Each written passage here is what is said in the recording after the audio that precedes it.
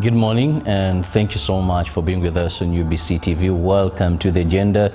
I'm Robert Chirabo Nyonyitono. That is in case you've just joined, but we are always here from 6:30. And what do we do best?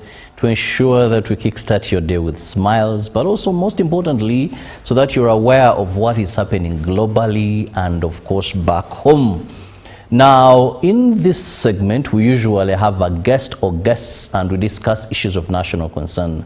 Now, recently we saw the President assent to a number of bills, among which was the Magistrates Courts Amendment Act 2026. Now, we want to look at its impact in regards to access to justice, because at one time, you never know, you may need to seek justice through the formal process.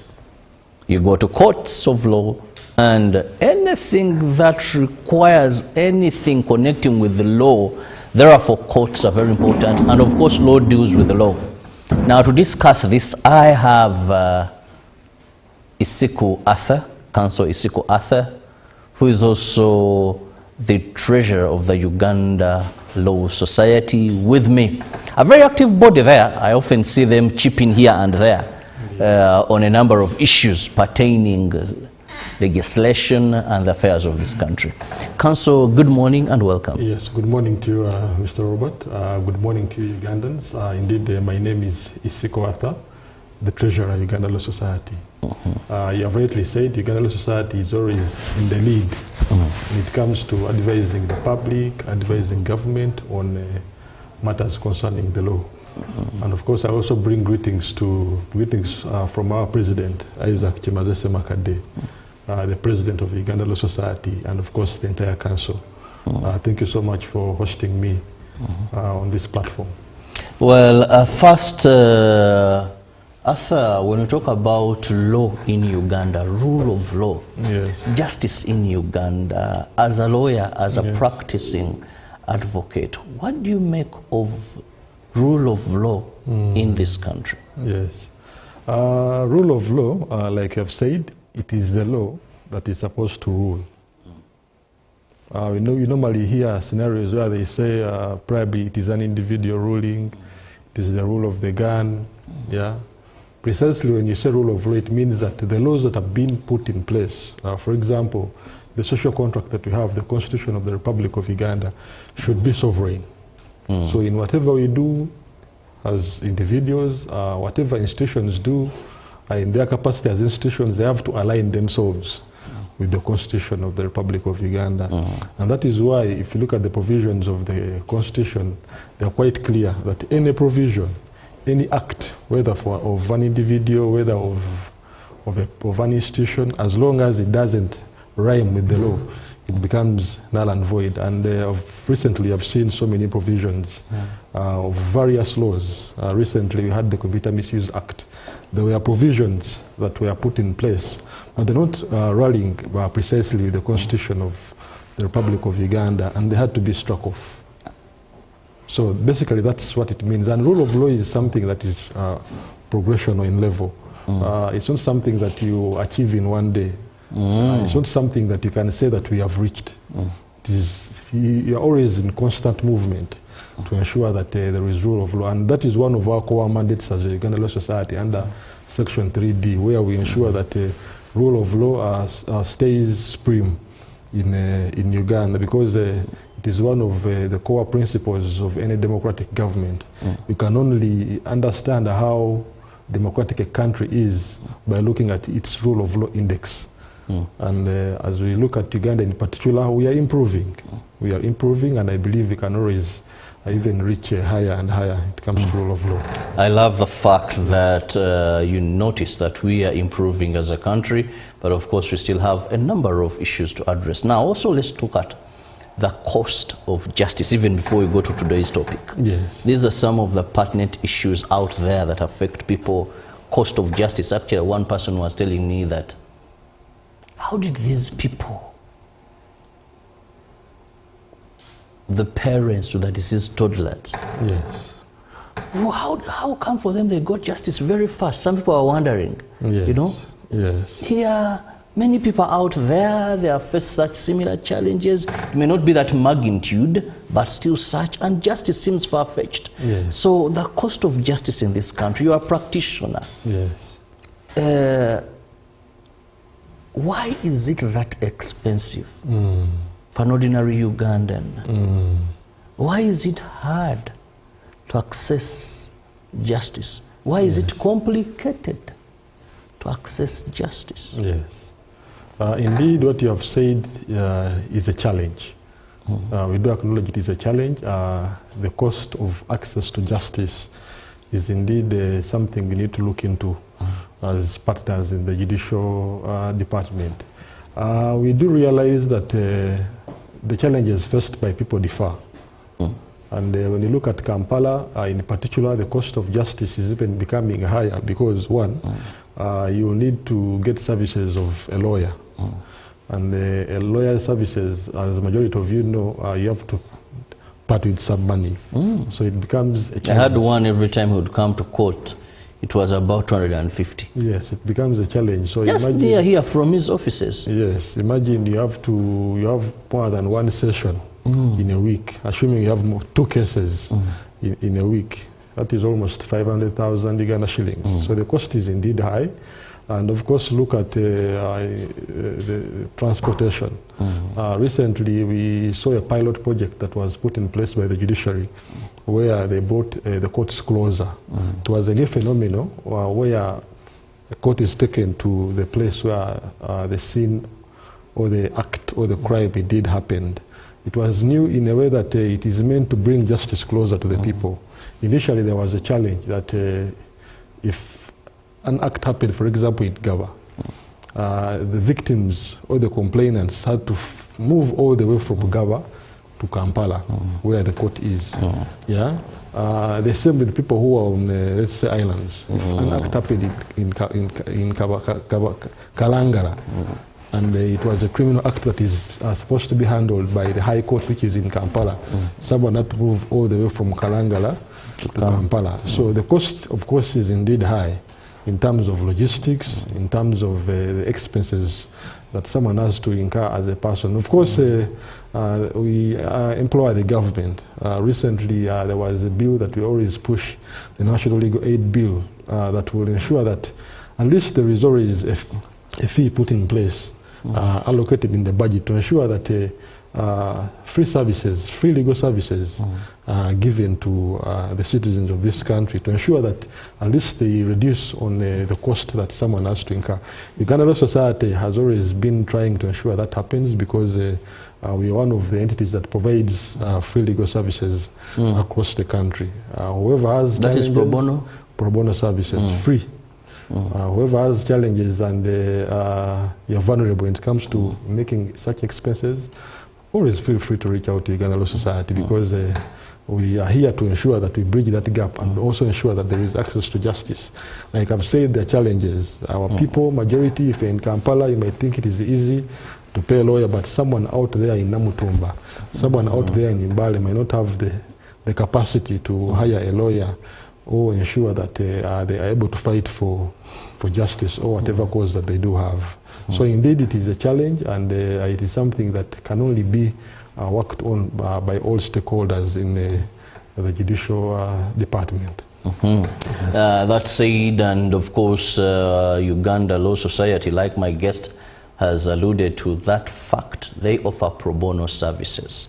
If you cannot afford a lawyer, well, approach them, approach their regional offices and ensure that you get a lawyer to represent you.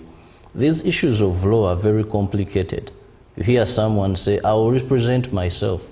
There is a gentleman I saw in a murder case who represented himself. I think he didn't get less than 60 years imprisonment. Wow. So I don't know when was it Chetaimbo or something like that, when he's going to come out of Ruzira prisons.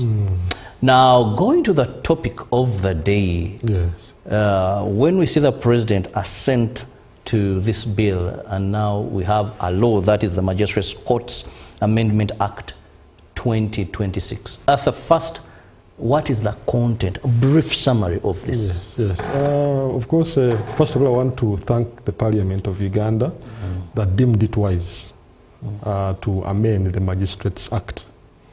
It was last amended substantially in 2007, and it also increased the fee, because one of the aspects we shall be looking into is the monetary value that was increased in that Magistrates Court. So I want to thank the 11th Parliament for deeming it fit to amend the Magistrates Act, and we believe even other areas that haven't been amended, I think the next Parliament shall be able to look into it. For the Ugandan out there, you need to understand what a Magistrates Court is. Probably there is a Ugandan who is wondering, magistrate, what is a Magistrates Court? We have so many courts in terms of hierarchy. The superior court is the Supreme Court. I think majority of you have heard about it since we're just from elections. Election petitions are presidential in nature, are always taken to the last court. It is the Supreme Court, the last court that you can ever go to in Uganda. It's called the Supreme Court. So it is the most supreme. Then second in rank is the Court of Appeal. Then after the Court of Appeal, you go to the High Court.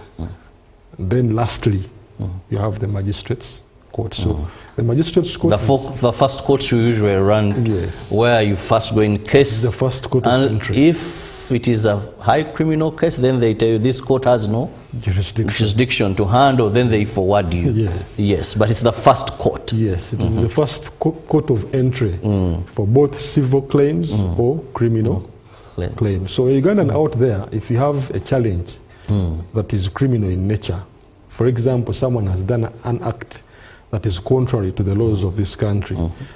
Criminal laws are enshrined in the Penal Code Act. The Penal Code is that act that lists down the crimes. If you do this, this is the crime. If you do this, this is a crime. So anyone who does any act that is contrary to those provisions in the Penal Code Act, automatically you're a candidate for a criminal trial. So all criminal trials, the first entry, as long as the punishment is not death or life imprisonment, the first court of entry is the Magistrates Court. So that is why, for those who have been following what is going on in the country, the gentleman who was sentenced for life imprisonment, the one who killed the toddlers, was taken to the High Court. He was taken to the High Court. He couldn't be taken to the lower court, the Magistrates Court. Then that is the criminal angle. Then we have the civil angle. Grievances between individual to individual. For example, you are demanding me money. We had a commercial transaction, let's say buying land or buying a car, I'm unable to pay the balance. That's a civil claim. So for all civil claims, originally, now I'm talking on the previous law, originally, if the claim was below 50 million, the first court of entry for such civil disputes was the Magistrates Court. So that is why it was put in place. And most of the cases we have in the country, if I'm not mistaken, more than 45% of all court cases in the country are in the Magistrates Court. Yes. So basically, there were challenges in the Magistrates Court, and that is something that I wanted to first highlight for the Ugandan to understand. One, there was an issue of the monetary value of cases that you could take in that court. Like I've said, the maximum amount of claim that you could take in that court was cases are not more than 50 million Uganda shillings. Which of late 50 million is not so much. Yeah, of course, looking at inflation and what. Inflation, if it is a land something, you know. Land in Kampala, now you can no longer have a claim in a Magistrates Court for land in Kampala. For land in Kampala, even if there are vehicles. For some vehicles that people drive, of late, talking about 50 million, you don't even get 2019 model of a Range Rover. People drive cars 50 million and above. So that was causing a big challenge. Now all those cases are being taken to the High Court. Originally, before 2007, because I'm telling you the last amendment happened in 2007, when they amended to 50 million, majority of cases were being taken to the Magistrates Court, because the inflation at then, that level, most of the transactions were always below 50 million shillings. But now, I think because of the commercial transactions, 50 million is nothing. So one, the challenge has been that most of the cases now have been going to the High Court. The other thing that Uganda needs to know, whenever you made an error and filed the matter in a wrong court, for example, in the magistrate's court, I'm talking about the magistrate's court, if there was an error and you filed the matter in the magistrate's court, automatically a case could be dismissed. For example, if it was a family dispute, divorce in nature, and probably the estate was more than 50 million Uganda shillings, and you took it to a lower court, maybe out of ignorance, automatically the judicial officer could dismiss. By dismiss, it means they could cancel your claim and say, no, you filed the case in the wrong court, and therefore your matter is dismissed. Moreover, with costs sometimes. So one, there was that financial hardship. You talked about cost of access to justice. An error could become a cost to you who was trying to access justice. Very unfair. Yeah. So this amendment was also brought to cure such effects. So basically, that was the Magistrates Act by then of 2007. Of course, Uganda needs to know that such courts are supervised by the Chief Magistrate. All magistrates' courts are supervised by the Chief Magistrate, of course under the overall supervision of the High Court, which is headed by the principal judge, that is Her Lordship Jane Francis Abodo. She's the current principal judge. So basically that is the context. There were challenges that people were facing, and also the judiciary has been facing. Yeah, it has led to a number of backlog when it comes to those courts, especially the High Court, because most of the cases have been going to the High Court. So it has been a big challenge, and that is why the 11th Parliament saw it deemed it fit, that they have to cause amendments in this particular law. Maybe one would also ask, Arthur, what has been the problem for them going to the High Court? Yes. The problem, like I've said, one, so many cases have been going to the High Court, which ordinarily the magistrates here could easily handle. Yes, okay. Yes, magistrates, like I've told you, for you to be a magistrate, you must be someone who is an advocate. And the majority of them, for example, the Chief Magistrate, they have been in practice for more than 10 years. So these are people who have experience, these are people who have knowledge, and they can easily handle such matters of 100. In fact, Uganda Law Society had proposed 300 million shillings.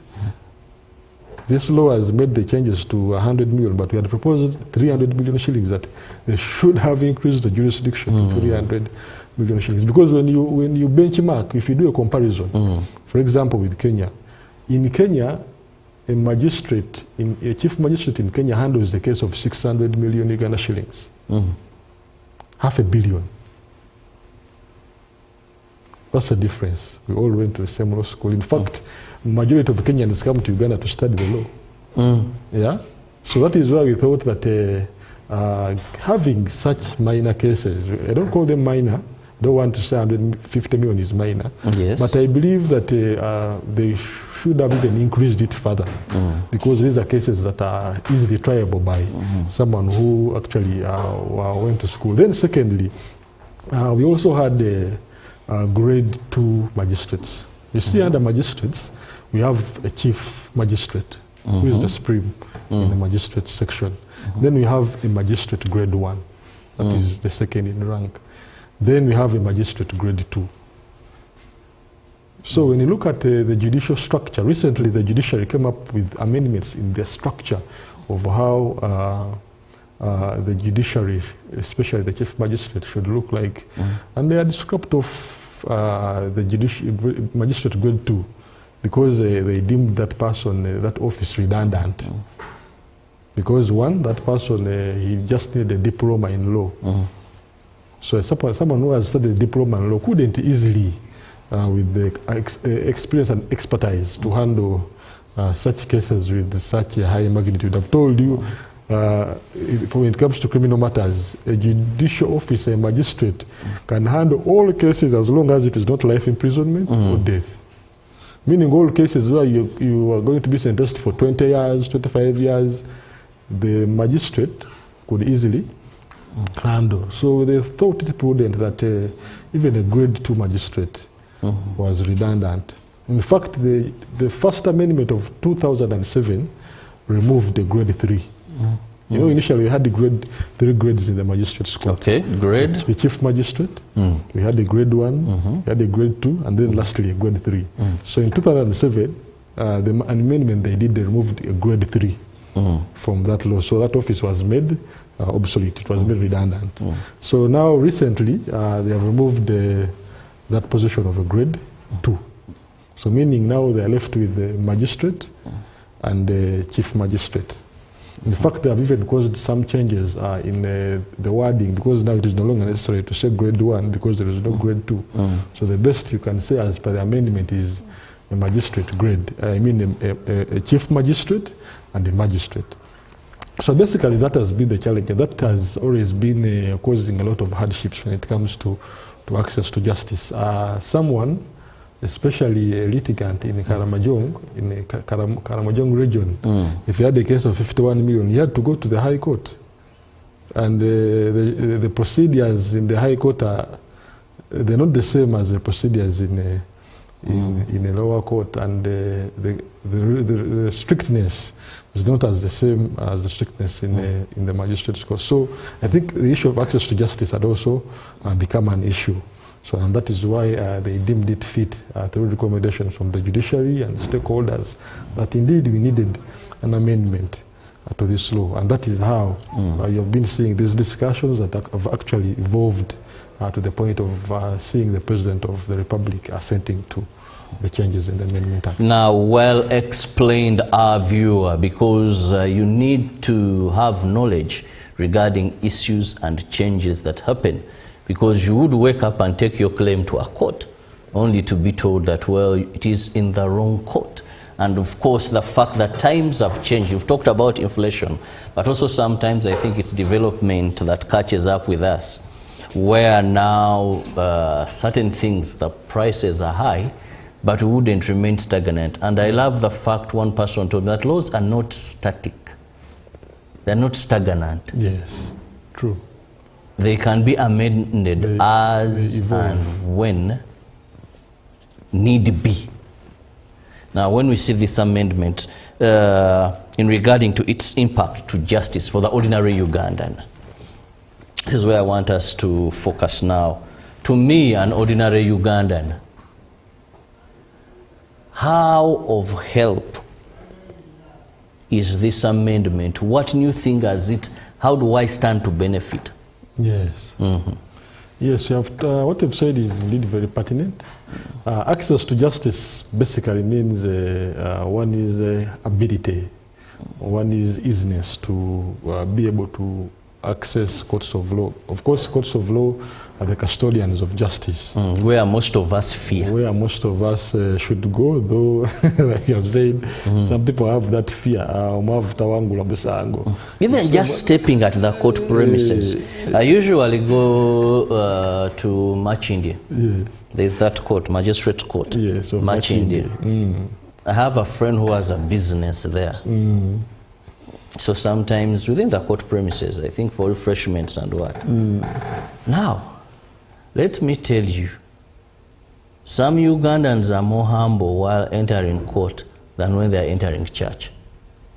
You see a person in those premises, if you're someone who is very, very free, you even get scared. A person who is not a staff of court, who is not a litigant, and you find them at court premises, who is not a journalist, because part of our training, when you're still in journalism school, if you have lecturers that are smart, they will tell you, go and report in court. Yes. They'll keep on giving you coursework, what they want you to be well versed with court reporting. Yes.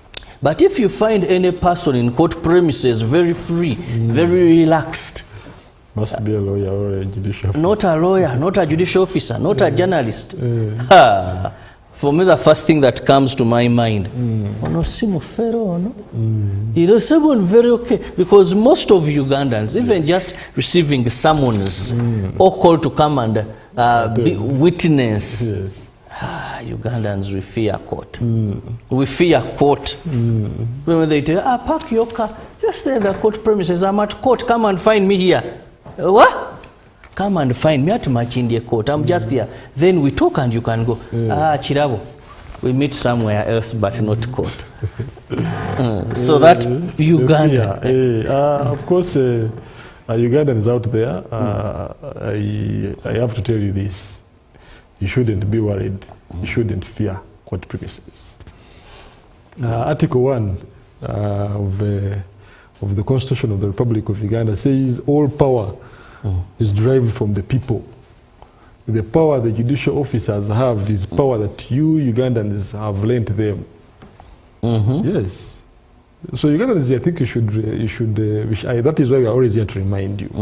All power lies in you, and you lend it to judicial officers to do the will of the people. So why should you be worried of a judicial officer? Because, like I've said, one, if you're in courts of law and you've not committed any crime, why would you be really scared of court? They'll tell you court is like police, you can go there. Police officer will tell you, no, just come. These are simple things. Come, we get a statement from you. Then you go. It is simple. There is nothing much. Now you go in in your suit, very smart, only to be told remove those shoes. And so even it's a temple of justice first and foremost. That word, temple of justice. But of course, I need you to ensure that people lose that fear. Demystify, would I use the right word? Yes. You know, that stigma, that fear of court, that Ugandans shouldn't have it. Ugandans, you shouldn't have that fear. In fact, the courts of law allow even the public to come and attend hearings, court hearings. That is how the courts of law are trying to ensure that they make this. So I'm free to wake up and say today I'm going to High Court? You go to High Court and see how proceedings happen in there. So I enter any courtroom? You enter any court and you sit. Because there are always seats where the public is allowed to sit. Unless court has made an order that this will not be a public hearing because of security or any other reasons. But as long as there is no such an order, any member of the public is free to go and attend. And that is how we see students of law coming to attend the court sessions. We see concerned parties coming to attend the court. The most recent one is the Gaba court that we had. Members of the public were invited to come and indeed see justice being done. In fact, one of the courts we normally have in law is justice should be seen to be done. In other words, the public should be able to see that indeed justice has been served from the beginning, like it was at Gaba. At Gaba, until the verdict was made. Very open. So there shouldn't be that stigma, that fear from the public. Please, of course, the only way you can get rid of that fear is by trying. Go there and access. Have a day when you're not busy. You'll even be able to learn the law. You see, ignorance of the law is not a defense. I always tell it to Ugandans. Yes. If you don't know the law and they find you doing that illegal act, you will not say, for me, I didn't know. That is why we are here to tell Ugandans the law of the magistrates, the law that governs the magistrates court has been amended. So if you file your matter there if you file your matter, for example, in the High Court, because I've said now, going forward, all matters of 100 million below are supposed to be in the magistrates court. So when you file it in the High Court, you will not say, me, I didn't know. Because ignorance of the law is not a defense. So the only way you can ensure that you get knowledge about the law is by visiting courts of law. So that you understand, hey, if I do A, B, C, D, it is a crime. You will not say, I didn't know. Yes. So basically, that is why I'm telling Ugandans to try to make it as free and as usual as possible for them to always go to the courts of law. Yes. I love that. quite a number. And also visiting legal aid service providers, for example, Uganda Law Society. Yeah, I told you Uganda Law Society is one of the entities that gives free legal services. Feel free to go to any Uganda Law Society office. We have offices all over the country. You inquire, I have a family dispute, how do we distribute family estate? You see nowadays people have challenges. If their parent passes on, they don't even know what to do. Probably the heir thinks that since I am the heir, all property is mine. My brothers and sisters don't have any share in the property of the deceased. No. When you go to offices or any office of where they provide free legal service, they will give you that knowledge free. This is how you handle your issue. And I can assure you that will be what we call rule of law. Began by saying rule of law. The law has to remain supreme in whatever that Ugandans have to do. And of course that takes us to what you're saying. What does now this amendment have? What should the Ugandan now expect with the changes that have been put in place by virtue of the amendment in the Magistrates Act? For example, a Ugandan out there, you need to understand that now, going forward, since the day the law was assented to, all claims, if your claim is 100 million and below, take those claims to the Magistrates Court. A Ugandan out there, like I've said before, cases of 50 million shillings and below were being taken to the Magistrates Court. Now the law has been amended. All claims of 100 million and below now go to the Magistrates Court. So meaning if you have any dispute, commercial, civil in nature, as long as the dispute, the value of the dispute is 100 million. For example, you bought land at 100 million and someone is messing around. He took your money, he doesn't want to give you land. Now all those cases shall be going to the Magistrates Court. You no longer now need to file your cases in the High Court, having trouble of driving. For example, you go to some regions where there is only one High Court. Like, I'll give you an example. In the Karamojong region, you might find there is only one High Court circuit in that place. But there are so many magistrate courts. Yes. The magistrate courts are so many. I told you at the beginning that more than 45% of cases at the judicial level are handled by magistrate courts. So meaning for them, there are so many. There are so many. You will find them almost everywhere. So now you have to go to your nearest magistrate's court where the matter or the offense indeed occurred. Yeah, Uganda out there, you need to understand that in law we have what we call jurisdiction. You talked about it. It's very important.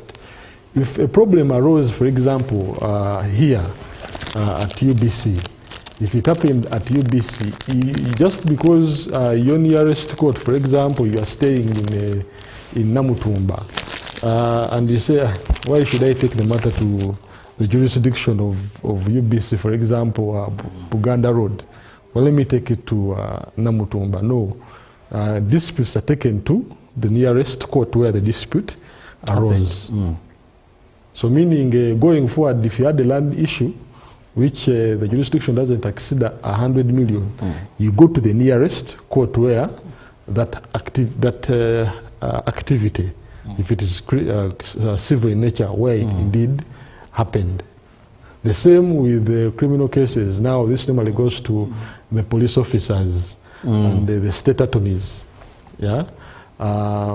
Also, the criminal jurisdiction does really matter when it comes to such matters. Like I've said, all matters where the punishment is not death or where the punishment is not life imprisonment are now handled by the magistrates courts. Meaning, as long as the punishment will not be life, for example, the Gava issue, which is so common, you take those matters to the magistrates court. So that has been one of the changes, and the beauty is when it comes to, if I'm to link it to access to justice, now a majority of Ugandans, who are many in particular, it will now be easier for them to access those courts. Like I've said, those courts are nearer, the magistrates courts are so nearer to to them as the High Court. Than the High Court. Then secondly, statistics says it that cases in the Magistrates Court take a shorter period of time to be determined. If you compare them to cases in the High Court. What do I read that from? Yeah, of course, basically that comes in given the nature of the procedures that one has to undergo in the High Court. The procedures in the High Court, like I've said, are stricter. Yeah, like I've said, the more you excel in the court, the more the practice becomes strict and stricter in nature, because they will assume that everything has to be done in line of the law. So justice will be easily. I'm not saying that these lower courts do not follow procedure, but at least it is easier. Yeah, it is easier for them to ensure that justice will actually be served on to the Ugandan. Secondly, it is also a win for the masses. Initially, the magisterial areas were supposed to be given by the minister, and by the minister I mean the Minister of Justice and Constitutional Affairs. For example, if there was a need to have a court in, let's say, Sironko or Mbarara, a place which didn't have a magisterial area, it had to be the minister, the line minister, to actually come up with an SI, a statutory instrument, designating a particular magistrate's court in that area. And of course, it has always been a challenge, because if you look at Article 128, it gives the judiciary independence. You have heard about that issue of independence, independence of the judiciary, where they are supposed to determine each and everything independently. But now we have been having that issue where now it is the minister, who is an executive, determining where courts should be, which we believe it has been impacting on that provision of the Constitution, because now that means they have to wait for someone outside the judiciary to determine where courts should be. So with this amendment now, the Chief Justice is given powers to designate magisterial areas, meaning now that it's going to be easier, because the Chief Justice automatically knows we have a challenge here, there is no court. We have a challenge here, there is no court. And they are able to designate a court in that place. So it is going to be a win, because now we shall see faster designation of areas where there is need for magistrates' courts, and that is how you are seeing mobile clinic courts. Yeah, that is all arising because of some of these changes, where now the Chief Justice is given the powers that, okay, now we shall take the court to Kalangala. I always give Kalangala because in such places, the islands, it is not easy. Someone to, for example, if it is a rainy season, now leaving the island even becomes hard, because the winds, the what, yeah, it becomes an issue. Yeah, but if now the court is taken to the people there, yeah, in 3 months or 5 months or 4 months, and matters are tried and concluded, and people actually know that we have actually got justice. So that is also something that the person should understand, that now the courts are going to be, the law has given powers to the Chief Justice to come up with the magisterial areas, and that will actually make the issue of access to justice quite easy. And then, of course, the other issue that I want a Ugandan to understand, like I've said, the issue of magistrate grade 2s has been abolished. So please, though all those who have been having matters with magistrates of grade 2 level, don't be surprised when they say now your matters are being handled by a magistrate. Because that is something a Ugandan might wonder. I went back to court, my matter was being handled by a magistrate, so and so, but it has been moved. Yeah, they are playing me, they are playing, yeah. No, we don't understand some of those things when they happen. We are like, well, my competitor or the person whom I talked to has bribed. No, there have been changes. Now, such matters are going to be handled by the magistrates. Even the matters that are in the High Court. By the way, and I want Ugandan to really pay attention here, that now matters between 50 million and 100 million which are being handled in the High Court, Yeah. Now these are matters which were in the High Court. You had your matter. It was in the High Court of Kampala. Let's say the claim was between 50 or 100 million.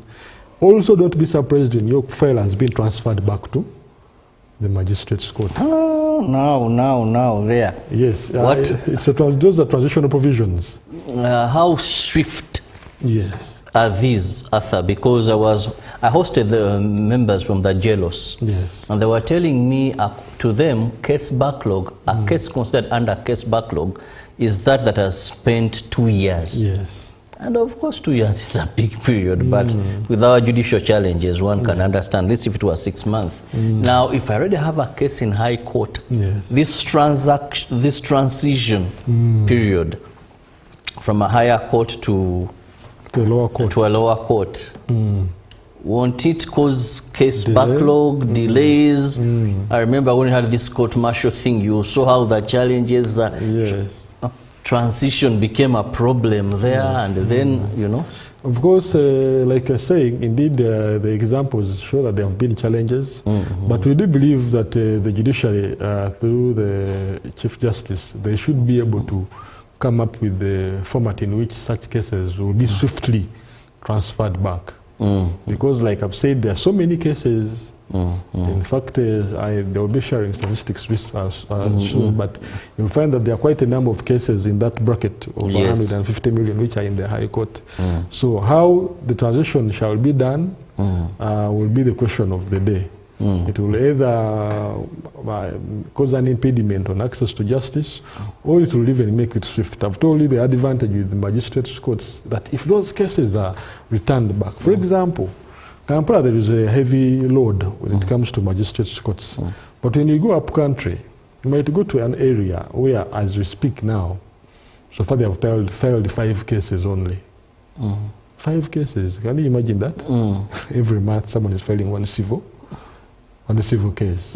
Yet here in Kampala, every month you may find people filing more than 200, minimum 200 cases. So the beauty is now, if let's say in those areas where probably the filing is low, all those High Court cases that fall in that jurisdiction, if they are returned back to, they will be worked on. They will be worked on quickly. But also, so meaning the backlog is automatically going to. Arthur, you're an advocate. Yes. And you do go to court and represent people. Yes. But I don't know if Ugandans, we don't understand so much. But who holds judges accountable? Yes. A judge today is absent. So the judge is not feeling well. Yes. You file a case, mulamuzi talabiseeko. The guy is busy. Mulamuzi comes in. I know you're not part of the judiciary, but these are things you experience. These are things you experience on a daily basis. These judges, they are very good judges I've come across. They are very good magistrates I've come across. I want to thank them. But there are those that are almost like demigods. Yes. Who holds them? Because you might think that they have so much on their desk, fine. But also, even if there is so much on your desk, there are some cases for us, the lay people here, we see as negligency, having priority that maybe you can absentee yourself. Then also this of, I've scheduled this date. Yeah, indeed, those are things we have always been telling the judiciary. There is no reason as to why a judicial officer, magistrate or judge should not be at court by 9. Because court begins at 9. If you're fixing cases at 9 and you're not there, that is negligence. In fact, it is something that can call for a judicial officer to be summoned at the Judicial Service Commission, absenting yourself. You're fixing cases at 9, because remember, the person has a diary, and they are always in close supervision of their diary. So why do you fix a case at 9 and you don't show up at 9? Worst case scenario, okay, you might face challenges because we're human beings. You might fall sick, you might have a child who is sick, or even let's say other commitments, for example, judicial commitments, you're summoned by the Chief Justice to do ABCD, have the courtesy to inform litigants or their lawyers that I will not be in the place at such and such a time. Please come back on this day, or I'll be coming at 9, so someone has to stay wherever they are, and probably they come after that duration of time. But you have poor people say, that is and really so, very bad. you know, there are things that we've made normal. Yeah. Omulamuzi talabiseko, and your content omulamuzi talabiseko. Yes, that the judge did not surface. It is normal. It happens in abalamuzi nabo, you know. There is nothing normal. It is not. It is something that we are always telling judicial officers to work on and improve. Please, if you, as a judicial officer, you are sure you will not be at court on the time you have fixed for the litigants to appear, please communicate in time. Because nowadays, the telephone numbers of the litigants and their lawyers are always attached on the files. So it is a matter of calling. I really feel sorry for someone. For example, I have to go to Soroti. I have to drive all the way from Kampala to Soroti. Yeah, I have a court case at 9. You have to drive like minimum between 7 to 5 hours. You have to be on the road. Only to reach, and they tell you, the judicial officer, sorry, the judicial officer will not be around today because of ABCD. But you had my telephone number. You should have called me a day before. Please don't come. What is a convenient date for you? And we reschedule. So indeed, that is a challenge, and it indeed affects access to justice. It even reduces on the public confidence of the citizens in the judiciary. I believe the management team in the judiciary is listening. This is something we have always constantly preached and told the judiciary, please change that narrative. It shouldn't be seen. And secondly, if you have a challenge with the judicial officer, there are so many areas one can go to. You have been saying, do you have recourse in case the judicial officer is playing funny? Yeah, please reach out to the Judicial Service Commission. The Judicial Service Commission is that commission that supervises the actions of the judicial officers. Make your claims there. Report your cases. I know Ugandans fear. When I report a case about a judicial officer, will I get justice? If I report and other judicial officers know, hey, this is the one who reported our colleague. No, please don't fear. Like if just a judge giving up your case where you feel he's biased, that it is not an automatic thing, because I hosted the spokesperson of the judiciary. Yes. And he said, yes, you can put in, you can file. But the judge, the presiding officer, still has ways to say, but these are mere accusations. It doesn't, what he has put on paper doesn't warrant me. I feel I'm impartial, so I can continue with this. Now reporting a judicial officer. You call it recusing. Asking a judicial officer to recuse himself, especially where there are scenarios where probably there might be conflict of interest or biasness. I believe it is something judicial officer, if there is that feeling that probably you might be perceived to be biased, I think it is only fair that you hand over the file to the next judicial officer. Of course, that shouldn't be an excuse to litigants. There are some litigants who think if a case is not moving your way, that now the judicial officer is biased. No, it doesn't act that way. You need to adduce evidence. Courts of law are courts of evidence. You need to adduce evidence so that a decision can be taken in your favor. Of course, a Ugandan out there, in fact now I'm talking to the government, the changes in the Amendment Act are good, but of course they're going to come with challenges. Yes. What are some of the outstanding challenges you predict? The outstanding challenges now I predict is now the judicial officers, there's going to be a lot of too much workload on the judicial officers, especially the magistrates. I've told you now more cases are going to be referred back to the magistrates court. Cases which are being currently handled, as long as they don't exceed 100 million, they will be returned to Magistrates court. So meaning the workload is going to increase. And the law didn't put in place provisions to ensure that the welfare of judicial officers is also improved. So that is why we call upon the government to also work on improving on the welfare. Now, demands and expectations are totally different. And sometimes the clients as well. Yes, even the clients, litigants are totally different. Very different. Yeah, so basically that is something that has to be looked into. Trying to improve the expertise and the professional handling of such cases by judicial officers.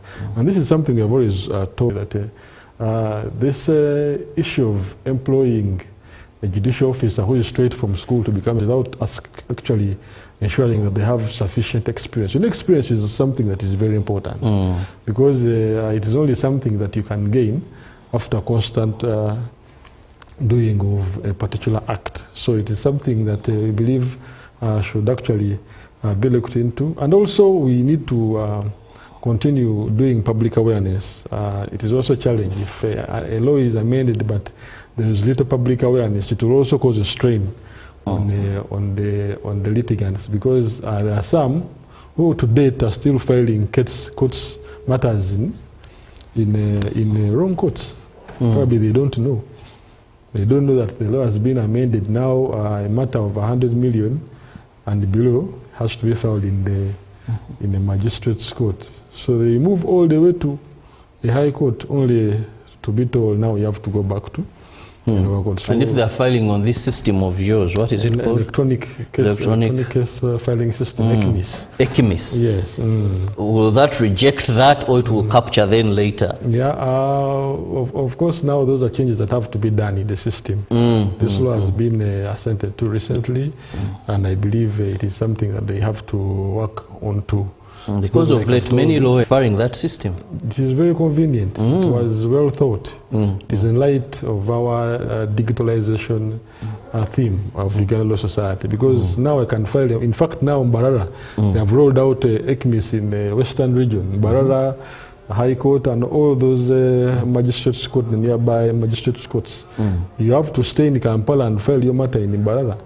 You don't have to move all the way to Mbarara. So that is something that is a game changer. It is a game changer, and it is actually bringing now justice closer to the people. The other thing that I wanted to also bring out, which is going to be very important to our masses. Initially, I told you that when you file in a wrong court, your matter will be dismissed, and you will be penalized money for filing a matter in a wrong court. Now, with the changes, if you erroneously file a matter in a wrong court, especially magistrate's court, your matter won't be dismissed. All the magistrate has to do is transfer your case to the appropriate court. So one, it will save you the embarrassment of paying costs. It will also save you the embarrassment of spending time again, because now you have to draft again pleadings, I mean court documents. Now you don't have to prepare again new documents. All you have to do is follow up with the new court where your matter has been filed and transferred to. Well, thank you, Arthur, for giving us an insight and, of course, the pros and cons of this amendment. But briefly, it all stands to serve Ugandans better and expedite justice. I have to let you go. The sportsman is here, and of course, us, the Arsenal fans, we are happy of that draw that happened, and we seem to be looking at that trophy. But let me just have your parting shot, then I give room to Ruben. I don't know which team he supports, but he's not a very good friend of Arsenal. I don't know why. One time I must hold him, I'll step on a stool and hold him by the neck and tell him to tell me why he doesn't support Arsenal. But let me just have your parting shot. Yeah, indeed, the Arsenal fans must be very happy with the draw that Man City had to undergo yesterday night. But my parting shots are, like I've said, Ugandans out there, please understand that the court system is meant to serve you. Feel free to, especially if you have time, to reach out to these courts and acquit yourselves with the law, with the procedures that indeed happen. Don't stay behind saying that once I go to court, I might face challenges.